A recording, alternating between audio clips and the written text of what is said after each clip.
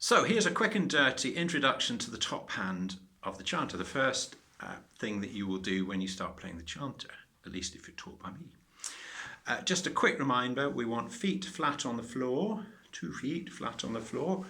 We want the bottom back in the seat, so the seat needs to be the right height for your feet to be flat on the floor and your knees bent at 90 degrees and your back at 90 degrees to your thighs. Hope that makes sense. Then we have to have the elbows out a little bit and the chanter thus, so at about 45 degrees. So it's not too close, not miles away. Okay, so just there, quite comfortable. Right, top hand. First things first, remember the top hand, it's the pads of your fingers and indeed your thumb that go on the chanter holes. 1, 2, 3, those 3 fingers, first 3 fingers, no pinky, it can just be tucked behind, and the thumb on the back hole. So, first thing I would like you to do is just get used to using the F and the G. So, nice and comfortable, feet flat, elbows out a bit, chanter at 45 degrees. And I'm just going to close up on that. And we just want to start off by taking the pinky off the chanter with the thumb on it, on the hole securely. And again. And once more. Now, do that 3 times in a row and successfully, so that you can hear the change in the note. And the next thing to do is just try a little bit of the same movement but going up and down continuously. So.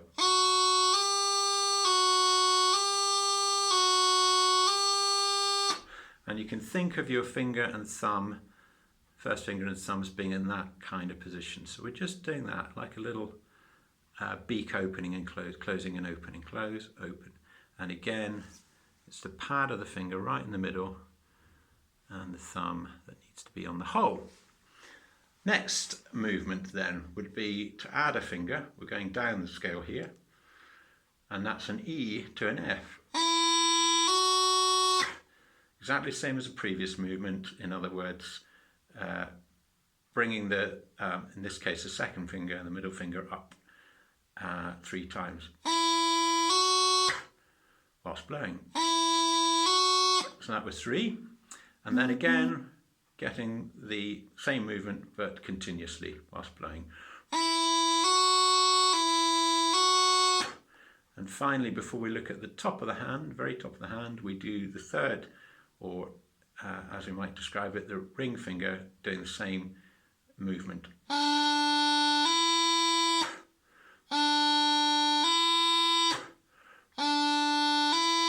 And again.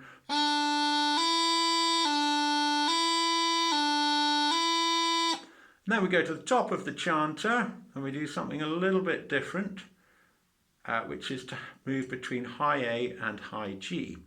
So high G is when you just have your thumb sitting on the top hole, at the only hole at the back. And then high A is when you have your third ring finger on the 3rd hole down. 1, 2, and 3.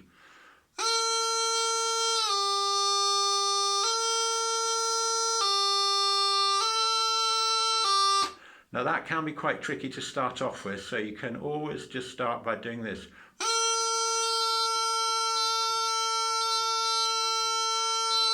Just moving that 4th finger up and down, you don't even need to blow. Just try and get it so that it moves about ½ centimetre up and then comes back down securely onto the hole.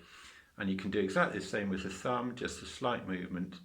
And then, as I say, try and get them to swap with each other.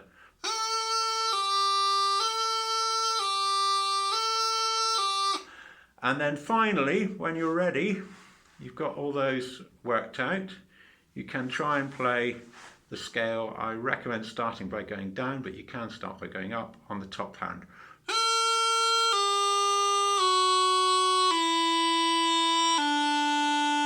Or as I say, going up the way.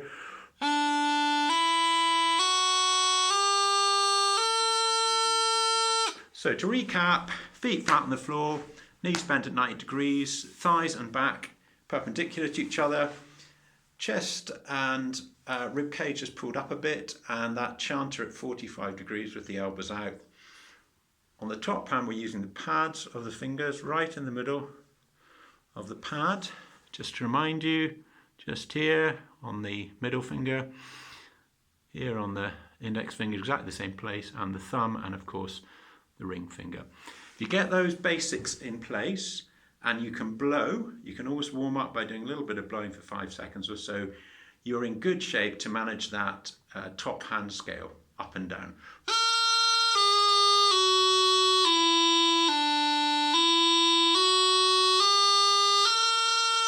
And just a reminder, I didn't mention it, but the bottom hand just sits and supports, sits underneath the chanter and supports it while you're doing that. Good luck and well done.